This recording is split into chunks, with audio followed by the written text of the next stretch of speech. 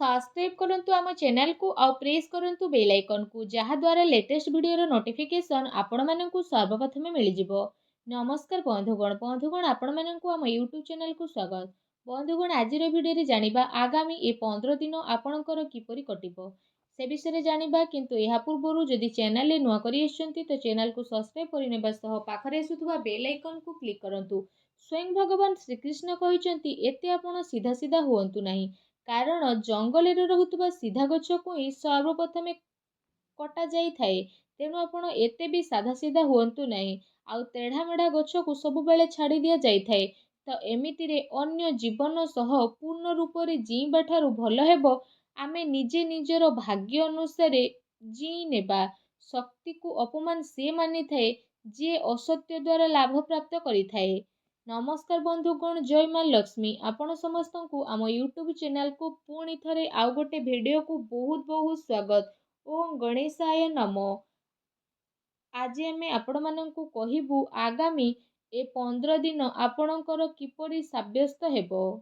आपणक पई सुविचार रहिछि। देखा जाउथुबा स्वप्न स्वप्न होई रहि जाई थाए जे पर्यंत व्यक्ति निजर झाड़ को बुहाई न थाए। जदि जीवन रे सफलता प्राप्त करिवार अछि तो परिश्रम आउ विश्वास आपण करिबा शिखि नियंतु, तेबे जे आपणकु सफलता मिलिबो। सफलता मिलिबा पई आपणकु बहुत परिश्रम करिबाकु पड़िबो। जदि आमे कहिबा ए 15 दिन रे स्थिति विषय रे, आपण ए दिन रे निजर मनचाहा सफलता प्राप्त करिवे। ता सहित आर्थिक स्थिति रे सुधार मिलिबार जोग बनुछि। अटकी बा उलुझिथिबा पैसा मिलिबा कारणरू समय आपणक पई ए सब स्थिति रे अनुकूल रहिबो। विशेष भाବରେ पिलांकर पाठ पढ़ा आउ विवाह संबंधित गतिविधि रे खर्च आपणकर अधिक टिके होई पारे, सेथिपई भल स्थिति मध्य मिलिबो। ता सहित जदि फ्रेंड्स कहिबा पिलांकर किलकारी संबंधित कौनसी खुशी खबर मिलिबा कारणरू घरे खुशी भर वातावरण बनी जिवो। विशेष भाବରେ सरकारी कार्य जदि आपणकर चालुथुला तो ए सबु दिन रे कौनसी महत्वपूर्ण व्यक्तिंकर परामर्श आपणक सपक्ष रे मध्य जाई पारे।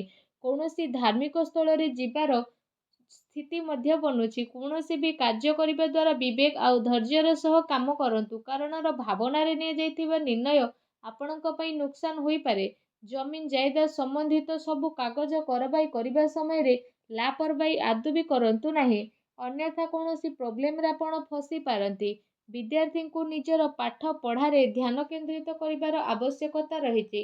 प्रॉपर्टी बिजनेस आपणकर फाइनल होई पारे, सावधान सह करंतु। ता सहित व्यवसायी पार्टी ए सबु अर्थात व्यापारिक गतिविधि आपणकर बहुत भल रहिबो। सरकारी चाकरी पेशा लोकंकु स्थान परिवर्तन संबंधित भल खबर मध्य मिलिबो। परिवार जनक सह भल समय को व्यतीत करिबारे आपणको बहुत ही खुशी अनुभव हेबो। प्रेम संबंध रे आपसिक सामंजस्यर स्थिति कारणरू आपणको खुशी अनुभव हेबो।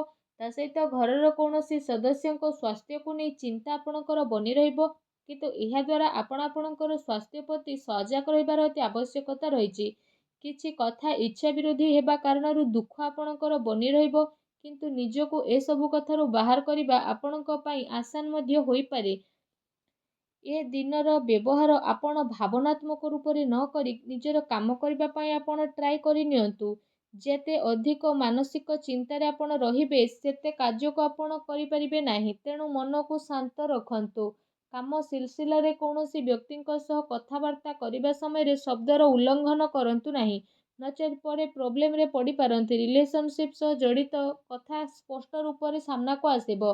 एहार निर्णय नेबा आपणक पई आसान रहिबो। कौनसी काम को करिबा पूर्वरु ता सह जड़ित इनफॉरमेशन जानिबा पई ट्राई करंतु। एहा द्वारा बहुत भल स्थिति बनिबो। आपणकर सम्मान बढ़िबो।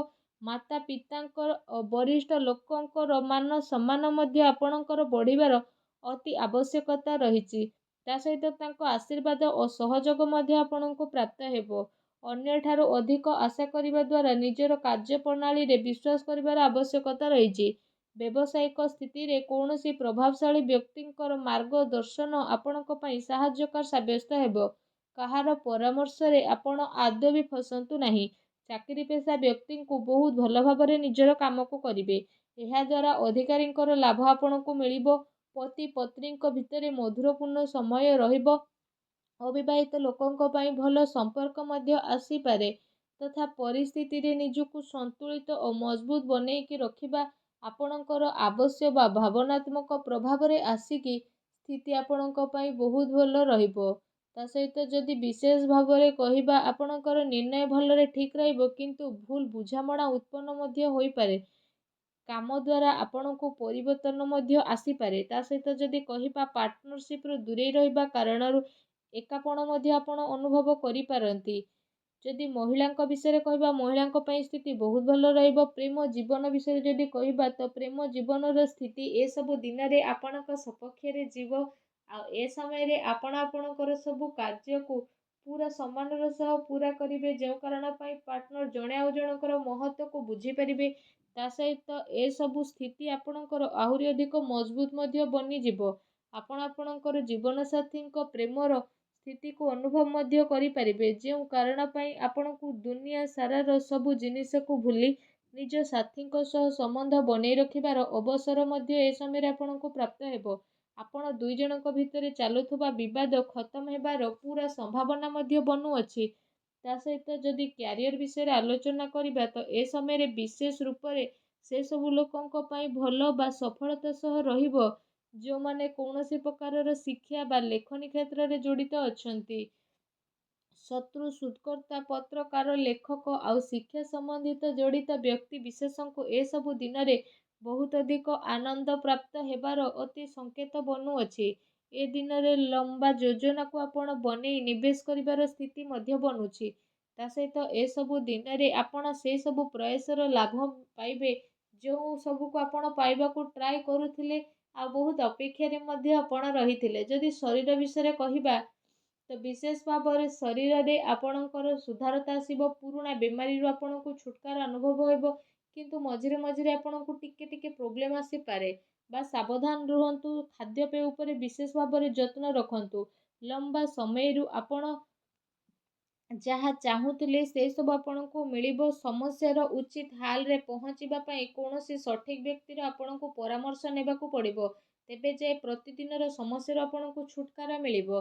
ଏମିତିରେ କୌଣସି ମେଡ଼ିସିନ ଡକ୍ଟରଙ୍କ ବିନା ପରାମର୍ଶରେ ନେଲେ ଆପଣଙ୍କୁ ପରେ ପ୍ରୋବ୍ଲେମ୍ ଫେସ୍ ହୋଇପାରେ। ଭାଗ୍ୟର ପୁରା ସାଥ ଆଗାମୀ 15 ଦିନରେ ଆପଣଙ୍କୁ ତ ପ୍ରାପ୍ତ ହେବ, କିନ୍ତୁ ଯଦି ଉପାୟ ବିଷୟରେ କହିବା, ତ ଆଗାମୀ 15 ଦିନରେ ଭଗବାନ ଗଣେଶଙ୍କର ପୂଜା ଆରାଧନା କରନ୍ତୁ। ଘରୁ ଯେତେବେଳେ ବାହାରକୁ ଯାଉଛନ୍ତି ପକେଟରେ ଦୁବ ନେଇକି ଯାତ୍ରା ଆରମ୍ଭ କରନ୍ତୁ। ନିଜର କ୍ରୋଧ ଉପରେ ନିୟନ୍ତ୍ରଣ ରଖନ୍ତୁ। ତା ସହିତ ସବୁବେଳେ ସତ କହିବା ପାଇଁ ଟ୍ରାଏ କରନ୍ତୁ। ଦେଖିବେ ଜୀବନର ପ୍ରତିଟି କ୍ଷେତ୍ରରେ ଆପଣଙ୍କୁ ସଫଳତା ପ୍ରାପ୍ତ ହେବ। ତା ସହିତ ଆପଣ ପରିଶ୍ରମ କରିବାକୁ ଆଦୌ ବି ଭୁଲନ୍ତୁ ନାହିଁ। ଯେତିକି ପରିଶ୍ରମ ଏଇ ଆଗାମୀ 15 ଦିନରେ କରିବେ, ସେ ପରିଶ୍ରମର ଡବଲ ଫଳ ଆପଣଙ୍କୁ ପ୍ରାପ୍ତ ହେବ। ତେଣୁ ଏହା ରହିଲା କି ଆପଣ କେତିକି ପରିଶ୍ରମ କରୁଛନ୍ତି ଆଉ କେତିକି ଆପଣଙ୍କୁ ଫଳ ମିଳିବ। ଯେତିକି ପରିଶ୍ରମ କରିବେ ତାର 2 ଗୁଣ ଫଳ ଆପଣଙ୍କୁ ପ୍ରାପ୍ତ ହେବ। ତ ଆଶା କରୁଛି এই ଭିଡ଼ିଓଟି ଆପଣଙ୍କୁ ଭଲ ଲାଗିଥିବ। ଯଦି ଭିଡ଼ିଓଟି ଭଲ ଲାଗିଥାଏ ତ ଭିଡ଼ିଓଟିକୁ ଲାଇକ୍ଟେ କରନ୍ତୁ। ଆଉ ଯଦି ଆପଣ ଚ୍ୟାନେଲରେ ନୂଆ କରି ଆସିଛନ୍ତି ତ ଚ୍ୟାନେଲକୁ ସବସ୍କ୍ରାଇବ୍ କରିନେବା ସହ ପାଖରେ ଆସୁଥିବା ବେଲ୍ ଆଇକନକୁ ବି କ୍ଲିକ୍ କରନ୍ତୁ। ଧନ୍ୟବାଦ।